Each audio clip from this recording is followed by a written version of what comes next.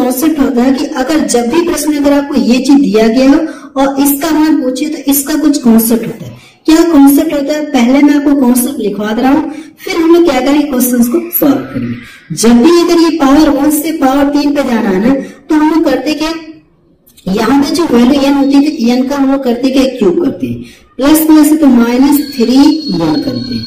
n का मतलब क्या होगा, आपने सर यही n को शो करेगा, ये किसको शो करेगा, n को शो करेगा। तो इसी तरह से क्या करना आपको, यानी इसी वैल्यू रख करके सॉल्व करना। तो n का मान आपको पता, आपने हाँ सर n का मान पता है, तो 15 का अगर आप क्यूब करेंगे तो 15 का क्यूब कितना होता है, 3375 होता है। तो आप यहाँ से लिखेंगे 3300 कितना हो जाएगा, ये 75 मैंने लिख लिया। अब यहाँ पे 3n का मतलब कितना, 15 है, तो 15 3 कितना हो जाएगा, 45। यहाँ पे क्या लिखेंगे, 45 आप लिखेंगे। अगर आप इसको यहाँ से घटाएंगे तो ये कितना, 5 से 5 घटाएंगे तो 0 हो जाएगा, इसमें से घटाएंगे तो 3300 कितना मिलेगा, 30 मिलेगा।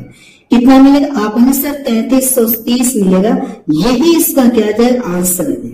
अगर आपसे पूछो इसका मान कितना होगा तो आप कितना बताएंगे, 3330 बताएंगे। सेकेंड ऑप्शन देखिए इसका मैच करा। अगला प्रश्न देखा जाए, प्रश्न नंबर सेकेंड देखा जाए, इसमें क्या दिया गया, ए एक निश्चित कार्य को उतने ही समय में कर सकता है जितने समय में बी और सी मिलकर वह कार्य कर सकते हैं। यदि ए और बी मिलकर इस कार्य को 7 दिनों में कर सकते हैं तथा सी अकेले इस कार्य को 9 दिनों में कर सकता है, तो बी अकेले इस कार्य को कितने दिनों में कर सकता है, ये हमसे पूछा गया। इंपॉर्टेंट क्वेश्चन लगा लीजिए, अच्छा क्वेश्चन है, ठीक है। इस क्वेश्चन को आप इंपॉर्टेंट लगा सकते हैं, बहुत बेहतर ये प्रश्न है, ठीक है। देखा जाए, सबसे पहले अगर मैं बात करूं तो इस वाली लाइन को अभी मैं छोड़ रहा हूँ, ए और बी मिलकर एक कार्य को 7 दिन में कर सकते हैं, तो मैं यहाँ पे लिख रहा हूँ। अगर मैं बात करूं ए प्लस बी की बात करूं तो किसी कार्य को ये लोग कितने दिन में कर सकते हैं, आपने सर 7 दिन में ये लोग कर सकते हैं। सी अकेले इस कार्य को कितने दिन में कर सकता है, 9 दिन में कर सकता है, तो सी अकेले उस काम को 9 दिनों में कर सकते हैं। आपको करना है कि इन दोनों का एलसीएम निकालें। जब आप इन दोनों का एलसीएम निकालेंगे तो कितना आ जाएगा, आपको सर 63 आ गया। जैसे आपने एलसीएम निकाला आपको क्या पता चल गया, टोटल वर्क पता चल गया। अगर मैं इससे इसको डिवाइड करूंगा तो 9 बार में कटेगा, अगर मैं इससे इसको डिवाइड कर दूंगा तो 9 7 कितना हो गया, 63 हो गया। इतनी बात क्लियर हो गई आपने, हाँ सर इतनी बात क्लियर हो गई, कोई दिक्कत नहीं। अब हम लोग पहली लाइन में चलती है। अब जो कंडीशन है उस कंडीशन को हम लोग फॉलो करते हैं। कंडीशन ये है कि ए एक निश्चित कार्य को उतने ही समय में करता है जितने समय ये दोनों मिलकर के करते हैं। तो अगर मैं लिखूं यहाँ पे ए लिखूं और ये बी प्लस सी लिखूं, यानी जितने समय ए अकेले किसी कार्य को करता उतने ही समय बी प्लस सी दोनों मिलकर कर रहे हैं। अगर मैं मानो ए को कितना 5 दिन लग रहा है तो बी प्लस सी को भी कितना लगेगा, 5 दिन का समय लगेगा। जब इनके बीच में रेशो लगाएंगे तो क्या हो जाएगा, 1:1 हो जाएगा। आप चाहे तो डायरेक्ट लिख सकते हैं कि कितना, अगर मैं इसको मान लो कि 1 दिन लग रहा है तो ये दोनों मिलकर अभी क्या करेंगे, उतने ही दिन में करेंगे। जितने दिन किसी कार्य को करने में ए को समय लग रहा है ना, उतना ही समय बी प्लस सी को लग रहा है। तो यहाँ से अब इनके बीच में रेशो लगा दे रहा हूं। ये किसका रेशियो पता चल गया, टाइम का रेशियो पता चल गया। अगर आपको ये टाइम का रेशियो पता चल गया तो एफिशिएंसी का रेशियो निकालने के लिए करना है कि आपको इस रेशियो को पलट देंगे। जब आप इस रेशियो को पलट देंगे ना तो आपको किसका रेशियो पता चल जाएगा, आपने सर एफिशिएंसी का रेशियो पता चल जाएगा। वह रेशियो कितना हो जाएगा, आपने सर 1:1 हो गया। यहां तक बात समझ में आ गई आपने, हाँ सर इनकी कार्य क्षमता की मतलब पता चल गई। अगर ए की बात करें तो ए में कितना काम कर रहा है, रेशियो में 1 कर रहा है। बी प्लस सी मिलकर कितना करे रेशियो, आपने सर 1 कर रहा है। लेकिन मुझे ये पता है कि अगर मैं दोनों की कार्य करूं यानी कि बी प्लस सी, अगर मैं यहाँ से कितने व्यक्ति, 3 व्यक्ति है ना, और यहाँ पे मैं जोड़ू ए बी सी, अगर मैं तीनों को जोड़ूंगा तो तीनों मिलकर के एक दिन में कितना काम करेंगे, आपने सर 16 काम करेंगे। तीनों मिलकर के एक दिन में 16 काम कर रहे हैं। लेकिन रेशियो में देखा जाए तो ए प्लस बी प्लस सी तीनों मिलकर एक दिन में कितना काम करेंगे, 2 काम करेंगे। ये रेशियो में तो आपको करना है कि इससे इसको डिवाइड करेंगे तो भाग कितनी बार जाएंगे, 8 बार जाएंगे। अगर मैं इसका लाके बड़ा कर दूं, किसी में कर सकते, चाहे इसमें करिए चाहे इसमें करिए। अगर मैं इसमें करूंगा तो कैलकुलेशन कम होगा और कोई बात नहीं है। जब इसका बड़ा इसमें कर देंगे तो मुझे ये पता चल जाएगा कि जो ए है ना, एक दिन में कितना काम कर, आपने सिर्फ एक दिन में 8 काम कर रहा है। तो जहां पे ए है उसके स्थान पे हम लोग कितना रख सकते, 8 रख सकते हैं। जबकि ए प्लस बी मिलकर के एक दिन में 9 काम कर रहे हैं, जबकि ए का काम मुझे पता चल गया तो बी का मान कितना होगा, इसको यहाँ से ट्रांसफर कर दें घटा करके, या यहाँ पे क्या जोड़े कि इन दोनों को जोड़ने के बाद 9 मिल जाए, तो आप बताएंगे सर 1। अब देखा जाए तो मुझे पता चल गया। अब यहाँ से देखेंगे तो हमको का मान पता चल गया। अब ये बी से ये क्या करना है, जो टोटल कार्य है ना, इस कार्य को क्या कराना आपको बी से कराना। बी एक दिन में कितना काम कर रहा है, 1 काम कर रहा है, तो इस काम को करने में कितना दिन लग जाएगा, आपको सर 63 दिन लगेगा। अगर मैं टोटल काम किससे कराऊं, बी से कराऊं ना, तो बी अकेले टोटल कार्य को कितने दिन में समाप्त कर लेगा, 63 दिन में समाप्त करेगा। पहला ऑप्शन देखिए इसका मैच करा। अच्छा क्वेश्चन पूछा गया था। अगला प्रश्न देखा जाए, प्रश्न में थर्ड देखा जाए, इसमें क्या दिया गया, एक्स ए स्क्वायर की अनुक्रमानुपाती है, ए वाई के व्युत्क्रमानुपाती होता है, यानी कि कह सकते हैं व्युत्क्रमानुपाती का मतलब क्या होता है, उल्टा बोल सकते हैं। ठीक है, यदि y के 20 होने पर x कितना दिया गया, 39 है। अगर y का मान 20 होगा तो x का मान कितना होगा, 39 होगा। तो कह रहे हैं कि y का मान जो 2 होने पर x का मान कितना होगा, अब आपको बताना। अगर y का मान मैंने 20 लिया तो x का मान इतना मिल रहा है। अगर अब हम क्या करें, y का मान 2 रखें तो x का मान कितना होगा, आपसे यही प्रश्न पूछना चाह रहा है। तो पहले इस कंडीशन को हम लोग लिखते, क्या आखिर कंडीशन दी गई, एक्स ए स्क्वायर की क्या दिया गया, अनुक्रमानुपाती है। अनुक्रमानुपाती को हम क्या करते हैं, डायरेक्टली यहाँ पे लिखते हैं, यहां से करेंगे तो ये ए स्क्वायर आपको मिलेगा। अब ये देखा जाए तो क्या दिया, ए जो है ना, ए वाई के क्या व्युत्क्रमानुपाती है, तो यहां से मैं ऐसे कर दे रहा हूं, 1 करके करेंगे। ठीक है, व्युत्क्रमानुपाती का मतलब क्या हो जाएगा, इनवर्सली है तो इसका मतलब क्या हो जाएगा, उल्टा करके लिखेंगे तो 1 कितना हो जाएगा, वाई हो जाएगा। अब देखिए जहां पे ए है इसके स्थान पे 1/y रख सकते, आप उन्हें हाथ से रख सकते, कोई दिक्कत नहीं। लेकिन एक स्टेप देखिए मैं गैप करूंगा, तो अगर मैं ये कांस्टेंट यहाँ पे जो हटाऊंगा, अगर ये वाला सिंबल हटाऊंगा तो एक कांस्टेंट लगेगा। एक स्टेप में गैप कर रहा हूं, आप समझ जाइएगा। ठीक है, अगर यहां से मैं लिखूं ना, यहां से अगर मैं इसको हटा करके इक्वल करूंगा ना, तो एक कांस्टेंट आएगा, ऊपर क्या आ जाएगा, एक कांस्टेंट आ जाएगा। इस साइन को हटाएंगे तो एक कांस्टेंट आ जाएगा, के मैंने यहाँ पे कर दिया। अब ए के स्थान पर जब ये चीज रखेंगे तो क्या हो जाएगा, 1/y का स्क्वायर हो जाएगा। 1 लिखे या लिखे कोई फर्क नहीं, तो ये क्या मिलेगा आपको, y स्क्वायर मिलेगा। ये आपको इक्वेशन मिल गया। अब इसी के अकॉर्डिंग करना कि मुझे क्वेश्चंस को सॉल्व करना। देखिए क्या रहा है कि अगर y का मान 20 रखा जाए, x बराबर इतना है, तो यहाँ पे रखती है, तो y का मान कितना रखने के लिए कह रहा है, आपने सर जो y का मान रखने के लिए कह रहा है 20 रखने के लिए, तो 20 का स्क्वायर करेंगे तो 400 मिलेगा, आपको यहाँ से 400 मिलेगा। और y का मान कितना रखना है आपको, 39 रखना, तो 39 यहाँ से रख सकते हैं। क्या यहाँ से हम लोग k का मान नहीं निकाल सकते, आपने यहाँ से हम लोग k का मान निकाल सकते, कोई दिक्कत नहीं है। अगर आपको यहाँ से k का मान निकालना होगा ना, तो आप कहेंगे सर 39 इंटू कितना हो जाएगा, ये 400। k का मान आपको पता चल गया। अब देखिए क्या रहा है कि अगर y बराबर में 2 रखो, इस इक्वेशन में क्या करो, y बराबर 2 रखो, तो अब x का मान कितना होगा आपको यही बताना। तो डायरेक्ट हम लोग रखते हैं, तो y बराबर मुझे 2 रखना है, लेकिन x का मान हमसे पूछा गया तो x को ऐसे ही लिख देना है। k का मान मुझे पता चल गया, आपने हाथ से k का मान देखिए इतना आ गया, तो k के स्थान पे 39 और ये 400 हम लोग लिख सकते हैं। और y के स्थान पे कितना रखना, 2, तो 2 का स्क्वायर करेंगे तो कितना मिलेगा, आपने सिर्फ 4 मिलेगा। ये 4 से 4 कट जाएगा तो कितना हो जाएगा, आपने सिर्फ 39। मुझे ये पता चल गया कि x का मान कितना हो जाएगा, 3900 होगा। तो देखा जाए कौन सा ऑप्शन इसका मैच कर रहा है, डी ऑप्शन देखिए इसका मैच कर रहा है। अगला प्रश्न देखा जाए, प्रश्न नंबर 4 देखा जाए, इसमें क्या दिया गया, एक कस्बे की वर्तमान जनसंख्या 1.5 लाख है, जो प्रतिवर्ष 25% की दर से बढ़ रही है। 3 वर्ष पूर्व की जनसंख्या और 2 वर्ष पूर्व की जनसंख्या का क्या पूछा गया, आपसे डिफरेंस पूछा गया, कितना का आपको ये बताना। ठीक है, कोई बात नहीं, कैसे आप इसे सॉल्व करेंगे मैं आपको बहुत आसान तरीके से बताऊंगा। सबसे पहले ये जो 25% बढ़ रही है ना, इसकी फ्रैक्शन वैल्यू कितना होती है, आपने सर 25% की फ्रैक्शन वैल्यू 1/4 होती है। पहले जनसंख्या 4 थी, अब देखा इसमें क्या हो गई, बढ़कर के 1 वृद्धि हो गई, तो बढ़कर के कितना हो गई, 5 हो गई। तो अगर मैं यहाँ पे लिखूं ना पूर्व की जनसंख्या और मैं ये वर्तमान जनसंख्या लिख रहा हूँ करेंट में, पहले अगर जनसंख्या 4 थी, अब इसमें बढ़कर के कितने की वृद्धि हो गई, 1 की वृद्धि हो गई, तो बढ़कर कितना हो गई, 5 हो गई। ये 1 साल की जनसंख्या आपको पता चली, आपने हाँ सर 1 साल में ये प्रोसेस होगा। दूसरे साल की बात करेंगे तो फिर क्या करेंगे, एक बार इसको हम लोग और लिखेंगे तो 4/5 होगा, सॉरी 4:5 होगा। तो 3 साल का जिक्र किया है तो एक बार हम लोग इसको और लिखेंगे तो 4 कितना हो जाएगा, हम लोग 5 यहाँ पे लिखते हैं। ये बात समझ में आ गई।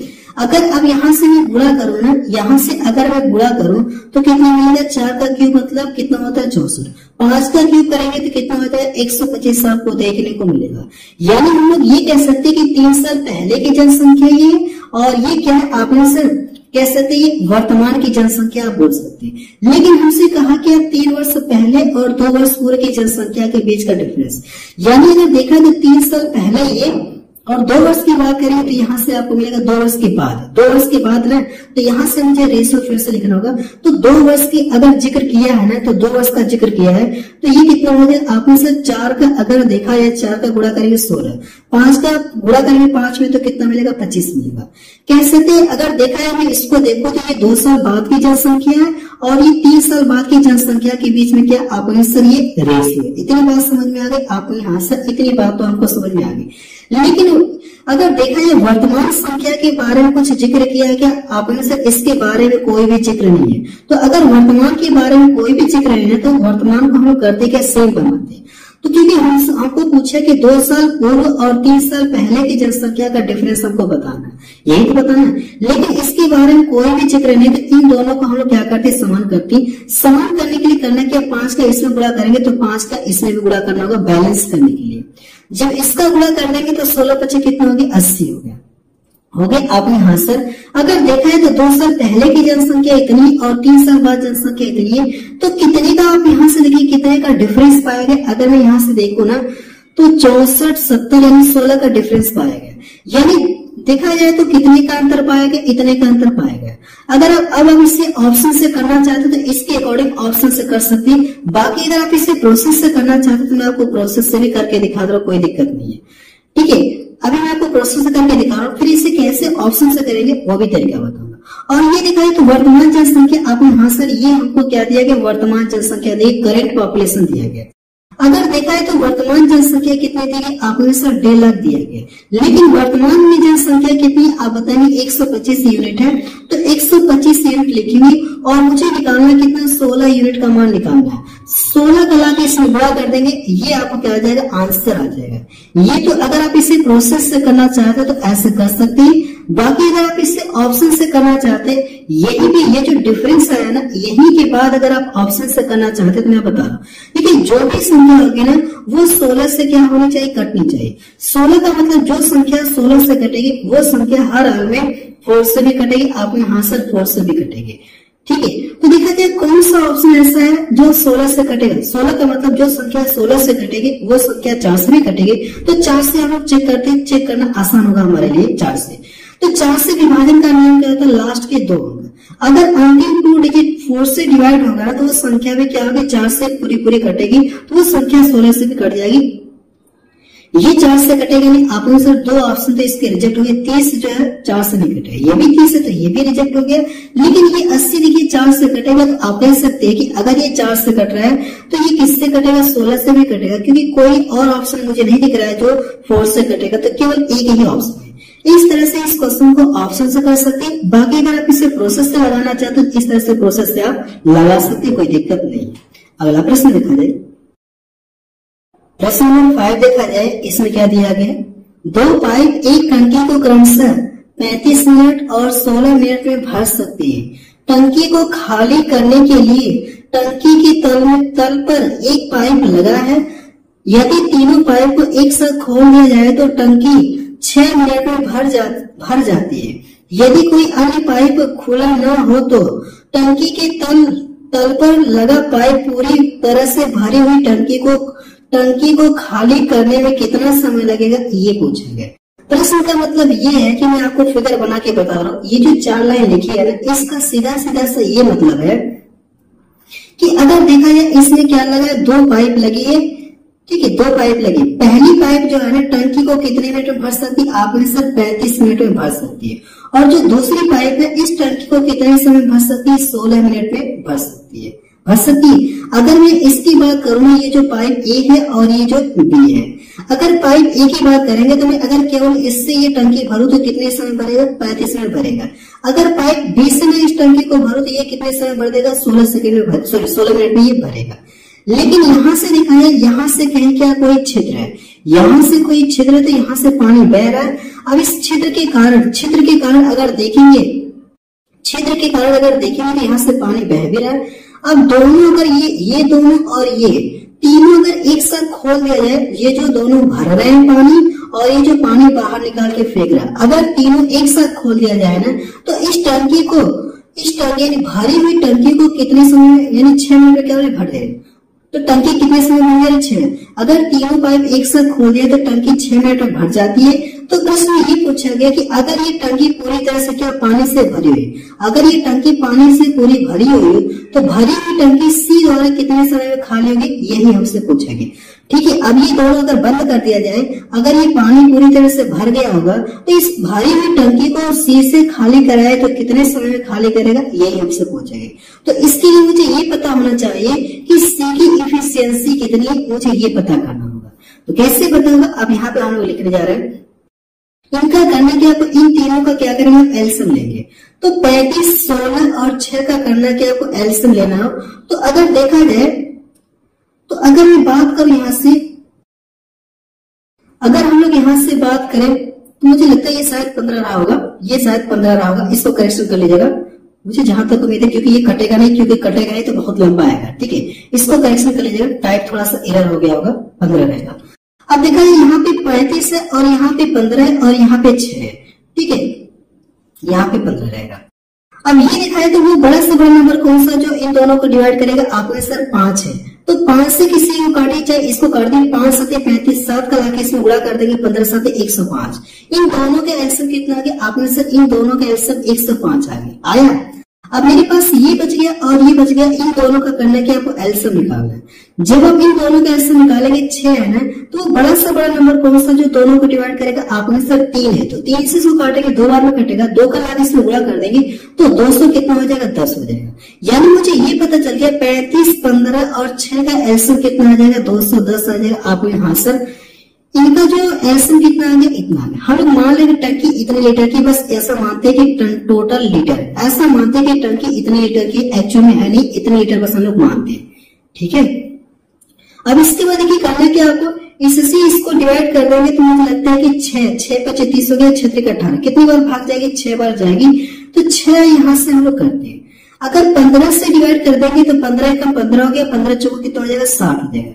6 से काटेंगे तो 6 3 18 हो गया, 3 इधर गया, 6 5 30 हो गया।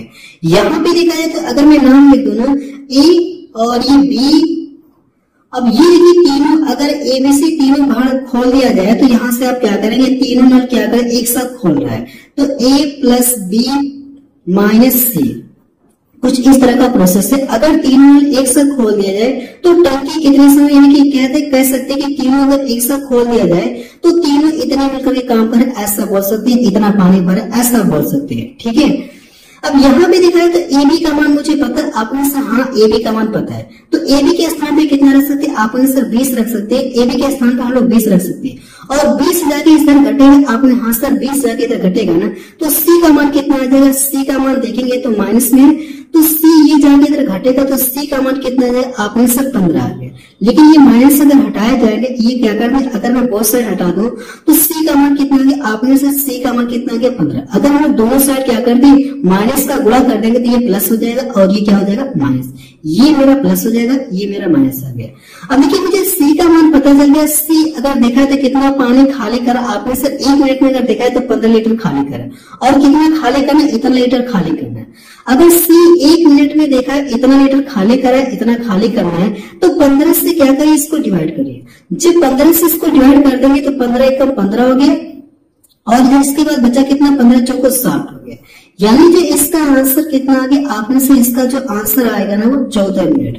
यानी अगर ये टंकी पूरी तरह से भरी हुई, नल सी द्वारा जो छिद्र के कारण अगर इससे, यानी नल सी से अगर ये टंकी खाली कराना तो कितना समय लगेगा? खाली करने में 14 मिनट का समय लगेगा। तो बी ऑप्शन की इसका मैच कर रहा है। अगला प्रश्न देखा जाए, अच्छा प्रश्न है, थोड़ा लेंदी है लेकिन अच्छा प्रश्न है। अगला प्रश्न देखा जाए, प्रश्न नंबर 6 देखा जाए, इसमें क्या दिया गया है, 900 रुपए की राशि पर 6% मासिक ब्याज की दर से 12 माह में प्राप्त साधारण ब्याज पूछा गया, कितना होगा। अगर देखा है तो यहाँ से जो ब्याज की दर ये क्या आपने सर प्रति माह दिया गया और कितने महीने का निकालना, 12 माह का ना, तो टोटल ब्याज कितना बनेगा, आपने सर 12 6 का 72% ब्याज बनेगा। तो टोटल जो मूलधन दिया गया इसका 72% निकाल लेंगे, आपको क्या आ जाएगा, आंसर आ जाएगा। जो प्रिंसिपल है ना, अगर ब्याज की बात करेंगे तो कितना टोटल ब्याज भरा, आपने सिर्फ 72% ब्याज भरा, इसकी परसेंटेज से 2 0 कटा, इसका लाके गुणा कर देंगे तो 9 दूनी 18, 9 7 63, कितना हो जाएगा 64, 648 रुपए ब्याज बनेगा। पहला ऑप्शन के इसका मैच कर रहा है। अगला प्रश्न देखा जाए, प्रश्न नंबर 7 देखा जाए, इसमें क्या दिया गया, एक नाव की इंग्लिश में सही लिखा है, देखिए बोट लिखा है, एक नाव की चाल धारा की दिशा में 41 किलोमीटर प्रति आवर से धारा के विपरीत दिशा में कितना दिया गया, इतना दिया गया। एक नाव को एक स्थान तक जाने में तथा वापस आने में टोटल कितना समय लगता है, 12 घंटे का समय लगता है। नाव द्वारा तय की गई टोटल दूरी पूछा गया, कितना होगा। प्रश्न का मतलब ये है कि अगर मैं मान लो यहाँ से यहाँ के बीच का कोई डिस्टेंस है, तो एक व्यक्ति क्या करे, ये धारा की दिशा में, ये धारा इस तरह से बह रही, इस तरह से क्या करंट बह रही, अगर ये धारा की दिशा में जा रहा है ना, तो इस दूरी को तय करने से, यानी इस चाल से जा रहा है, तो इस दूरी को तय करने में जो भी समय लगा होगा, आपने हाँ सर समय लगा। अब यहाँ से फिर जब ये वापस आ रहा है, अब इसकी स्पीड इतना हो गई, तो कुछ समय लगा होगा, हम लोग T2 मान रहे हैं। तो यही कह रहे हैं, इसको जाने में और वापस आने में टोटल समय कितना दिया गया, आपने सर 12 घंटे का समय लग रहा है। तो ये डिस्टेंस मुझे बताना कि यहाँ से यहाँ का डिस्टेंस कितना होगा, आपको ये बताना। अगर हम लोग मान ले कि ये दूरी कितना है, हम लोग मानते हैं x किलोमीटर है, कितना मान ले x किलोमीटर मानते हैं। अब देखिए ये चैप्टर अगर आपको बोर्ड एंड हिस्ट्री पूरा पढ़ना है तो मैंने आपको 21 दिन 21 मैराथन क्लास के अंदर पढ़ा है, आप वहां से जाकर के पढ़ सकते हैं। यहाँ पे बस मैं आपको क्वेश्चंस को सॉल्व कराऊंगा। अगर मैं इसको पूरा डिटेल बताने लगूंगा तो कहीं ना कहीं टाइम लग जाएगा। तो अगर आपको कॉन्सेप्ट सीखना है तो 21 दिन 21 मैराथन क्लास देख सकते हैं, प्लेलिस्ट बनी है, यूट्यूब पे ही मिल जाएगी आपको क्लास। अब इसके बाद अगर देखा जाए यहाँ से, तो ये जब ये धारा की दिशा में जा रहा था, इस दूरी को देखा जाएगा, इस दूरी को किस चाल से तय करा, आपने सर इस चाल से। तो अगर मैं समय बराबर पूछूं तो क्या होगा, अगर मैं आपसे स्पीड बराबर पूछूं तो डिस्टेंस अपन क्या होता है, टाइम होता है। तो टाइम बराबर पूछूंगा तो टाइम बराबर क्या होता है, आपने सर डिस्टेंस अपन क्या होता है, स्पीड होता है। तो अगर देखा जाए स्पीड यानी डिस्टेंस हम लोगों ने x माना है ना, तो स्पीड से करना क्या, डिवाइड करना है। तो यहाँ से अगर देखा जाए तो x बटे कितना हो जाएगा, आपने सर 41 हो जाएगा, होगा ये। जब ये वापस आ रहा है तो इतना ही तो दूरी तय करेगा, आपने हाँ सर दूरी तो यही रहेगी। अब लेकिन इसकी स्पीड देखा जाए तो कितनी होगी, आपने सर इसकी स्पीड जो है ना 20.5 किलोमीटर प्रति आवर है। क्या इस चीज को ऐसे लिख सकते हैं, क्या 41/2 लिख सकते हैं, आपने हाँ सर लिख सकते, कोई दिक्कत नहीं है। जब 2 से डिवाइड करेंगे तो फिर से यही मिलेगा, तो 41/2 लिखते हैं तो 41 यहीं पे रहेगा और 2 बढ़ कहाँ चला जाएगा, ऊपर, तो यहाँ पे आ जाएगा। इतनी बात समझ में आ गई। तो ये देखिए कहने का मतलब इसको जाने में इतना समय लग रहा और वापस आने में इसे इतना समय लग रहा। अगर दोनों टाइम जोड़ दो तो किसके इक्वल हो जाएगा, आपने सर 13 घंटे के बराबर होगा ये। अब ये इनके अगर बेस समान है तो ये जो बेस अगर समान है तो ये जो ये अंश क्या होंगे, आपस में जुड़ जाएंगे, तो 3x हो जाएगा और नीचे कितना हो जाएगा 41 और ये कितना हो गया 13। अब देखिए कुछ कटेगा क्या, आपने सर कुछ तो कट तो नहीं रहा है। अगर देखिए कुछ कट नहीं रहा तो हम गुणा करते हैं। जब गुणा करेंगे तो इसका गुणा इसमें करेंगे तो 13 कम 13 हो गया, 13 चौको 52 कितना हो गया 53 हो गया और 3 आगे क्या हो जाएगा, डिवाइड हो जाएगा। तो आप बता सकते कि वहाँ डिस्टेंस कितनी, आप बताएंगे सर डिस्टेंस इतनी है, यही इसका क्या आ जाएगा, आंसर है। आप चाहे तो इस प्रश्न को ऑप्शन से भी कर सकते थे, कोई दिक्कत नहीं है। ऑप्शन से करना चाहते तो कर सकते, लेकिन आपको ऑप्शन से ही बताया, कोई दिक्कत नहीं, ऐसे भी कर सकते हैं। अगला प्रश्न देखा जाए, प्रश्न नंबर 8 देखा जाए, इसमें क्या दिया गया, 57 और b का तृतीय अनुपात कितना दिया गया, c। यदि b यानी ये b का जिक्र किया गया, यदि b पहली 3 इवन यानी प्रासंग प्राकृतिक संख्याओं का क्या दिया गया, योगफल है। तो आपसे पूछा गया, आपसे ये पूछा गया c का मान पूछा गया, आपसे क्या पूछा गया, c का मान कितना होगा, आपको ये बताना है, ठीक है। जो b है ना, ये प्रथम 3 सम संख्याओं का क्या दिया, योगफल। तो पहली सम संख्या 2 होगी, 4 होगी, फिर अगली सम संख्या क्या हो जाएगी 6। तो अगर आप इनका सम करेंगे तो कितना मिलेगा 12। यानी अगर देखा जाए तो बी का मान कितना आ गया, आपने सिर्फ बी का मान इतना है। तो अब यहां से हम लोग लिख सकते हैं कि ये 57 है और ये कितना हो गया, बी के स्थान पे आप कितना लिखेंगे 12 लिखेंगे। इनका पूछा क्या, आपने सिर्फ इनका थर्ड प्रोपोर्शनल पूछा है। इनका क्या पूछा गया, थर्ड प्रोपोर्शनल पूछा गया। तो अगर इनका थर्ड प्रोपोर्शनल पूछा गया तो इसका कुछ कॉन्सेप्ट होता है। कॉन्सेप्ट देखा जाए क्या कॉन्सेप्ट होता है, वैसे मैं आपको रेशियो चैप्टर में पढ़ाया हूँ। तो जैसे मैं आपसे ये कहता हूँ कि ए एम बी का क्या पूछो, आपसे थर्ड प्रोपोर्शनल पूछो, तृतीय अनुपात पूछो, तो क्या करेंगे आप सेकेंड वाले का स्क्वायर करके पहले वाले से क्या करेंगे आप डिवाइड करेंगे। तो यही कॉन्सेप्ट है। तो सेकेंड वाले का स्क्वायर करके पहले वाले से आपको डिवाइड करना है। तो आपको करना है कि इसका सेकेंड वाले का स्क्वायर करेंगे तो 12 पर 144 हो जाएगा, या इंटू 12 इंटू क्या कर सकते हैं आप 12 भी कर सकते हैं, और 57 से आपको डिवाइड करना है। अगर यहां से काटेंगे तो 3 चौको 12 हो गया और ये कितना हो जाएगा 19 हो जाएगा। तो 12 चौको 48 से करना है कि आपको 19 से डिवाइड करना है। जब डिवाइड करेंगे तो 19 के 57 ज्यादा हो जाएगा, 19 गुना कितना हो जाएगा 38। तो जो भी ऑप्शन होगा ना 2 पॉइंट कुछ होगा तो पहला ऑप्शन इसका मैच करेगा। जो भी ऑप्शन होगा 2 पॉइंट के बाद कुछ होगा तो, लेकिन मुझे करने की जरूरत नहीं। जैसे मैंने देखा 2 केवल एक ही ऑप्शन में दिख रहा है और किसी में नहीं दिख रहा है ना, तो आगे मुझे डिवाइड करने की कोई जरूरत ही नहीं है। अगला प्रश्न देखा जाए,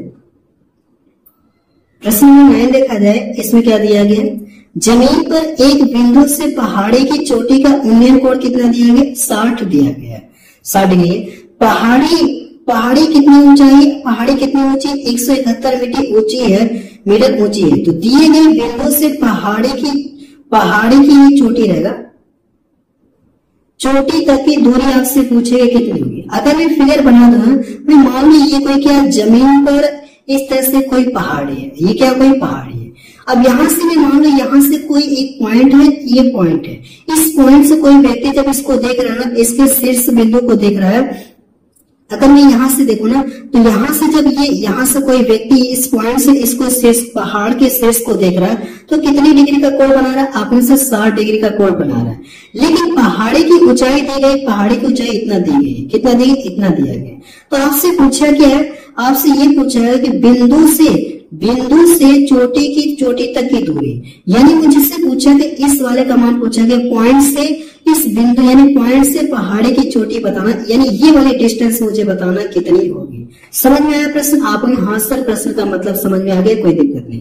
अब देखा जाए तो जब भी अगर ये 60 डिग्री का कोण बनेगा ना, तो मैंने आपको हाइट एंड डिस्टेंस चैप्टर में कुछ पढ़ाया, कुछ कॉन्सेप्ट पढ़ाया, 2 क्लास होगी, आप चाहे तो जाकर के देख सकती है। जब भी अगर 60 डिग्री का कोण बनेगा ना तो इसके सामने की भुजा कितनी हो जाएगी, आपका सर कर्डी में 3 हो जाएगी, और ये कितना होता है 1 होता है। तो ये देखिए अब पाइथागोरस प्रमेय लगाएंगे तो जाहिर सी बात है कि इसका मान कितना आ जाएगा 2 आ जाएगा। लेकिन मुझे ये पता है कि यहाँ से यहाँ पहाड़ी की ऊंचाई कितना दिया गया, आपने सर 171, यानी अगर देखा जाए मैं यहाँ से यहाँ की बात करूँ ना तो इसकी हाइट कितना दी गई, आपने सर 171 मीटर दिया गया, 171। लेकिन एक्चुअल में कितने यूनिट का मान दिया गया, आपने सर कर्डी में 3 यूनिट का मान दिया गया। कितने यूनिट का मान है, कर्डी में 3 यूनिट का मान है। तो आपसे पूछा कि आपसे ये पूछा गया, ये वाले डिस्टेंस पूछा गया, 2 यूनिट का मान आपको बताना। अब इस कर्डी को अगर हटाना है तो क्या आप ऊपर नीचे कर्डी में 3 का गुणा कर सकते हैं, आपने हाँ सर कर सकते, कोई दिक्कत नहीं है। अब इसका गुणा करें तो कर्डी हट जाएगी, कर्डी 3 का गुणा करें तो कर्डी हट जाएगी, 3 आपको मिलेगा। जब इसको यहाँ से डिवाइड कर देंगे तो 3 × 5 = 15 के 3 × 7 = 21, इसका इसमें गुणा कर देंगे तो कितना हो जाएगा, 100 कितना मिलेगा, आपने सर इनका गुणा कर देंगे ना तो 114 कर्डी में 3 हो जाएगा। पहला ऑप्शन की इसका मैच करा, जब इनका गुणा करेंगे तो पहला ऑप्शन आपको मिलेगा। आपको हाँ सर ये बात हमको समझ में आ गई। अगला प्रश्न देखा जाए, प्रश्न नंबर 10 देखा जाए। इसमें क्या दिया गया है, अब देखिए ये क्या दिया गया, ऑब्जर्वेशन दिया गया है। अब इनका पूछा कि समांतर माध्य कितना होगा। तो समांतर माध्य का मतलब एक तरह से हम लोग ये कह सकते हैं कि एवरेज ही हमसे पूछा, हमसे क्या पूछा गया, एवरेज ही पूछा गया। समांतर माध्य का मतलब क्या होता है, एवरेज आपसे पूछा गया। तो आपके पास देखिए पहला तरीका ये कि इन सभी ऑब्जर्वेशन को जोड़ करके इनकी संख्या से डिवाइड कर देंगे तो आपको क्या पता चलेगा, समांतर माध्य और औसत पता चल जाएगा। इतनी बात समझ में आ गई, पहला तरीका आपने सीख लिया। अगर इसे दूसरे तरीके से करना चाहते हैं तो इनमें से किसी एक को क्या करिए आप औसत मान सकते हैं, या इनके अलावा कोई और नंबर भी मान सकते हैं, एवरेज अपने मन से मान सकते हैं। लेकिन अगर चाहे इनमें से किसी एक को औसत माने या अपने मन से कोई भी औसत मान सकते हैं। तो अगर चलिए मैं 60 मान रहा हूं, औसत मैंने कितना मान लिया, 60 मान लिया। 60 मैंने मान लिया। अब ये चेक करिए 60 से ये कितना ज्यादा है, आपने सर 9 ज्यादा है, 9 ज्यादा है, ये तो मेरा 0 ही रहेगा। अब ये चेक करिए 60 से कितना कम है, आपने सर अगर देखा जाए तो 60 से कितना कम है, 40 भी 60 यानी 21 ही कम है कि नहीं कम। अगर इसकी बात करेंगे तो कितना कम है, आपने सर 60 से ये 2 कम है। अगर मैं इसकी बात करूंगा तो 60 से कितना कम है, आपने सर 5 कम है। अगर मैं इसकी बात करूंगा तो कितना कम है, आपने सर 29 क्या है, ये कम है, यही है ना। अगर इसकी बात करें तो ये देखिए कि इससे कितना ज्यादा, आपने से अगर देखा जाए तो 60, 20, 80 यानी 24 क्या है, आप ज्यादा है। और ये दिखा है जो औसत हम लोगों ने माना, औसत से कितना ज्यादा है, 4 ज्यादा है। और ये देखिए औसत से कितना ज्यादा है, 20 ज्यादा है। अगर इनमें कुछ कट रहे हैं, प्लस माइनस वाले कुछ टर्म कट रहे तो काट के हटा सकते, कोई दिक्कत नहीं, ठीक है।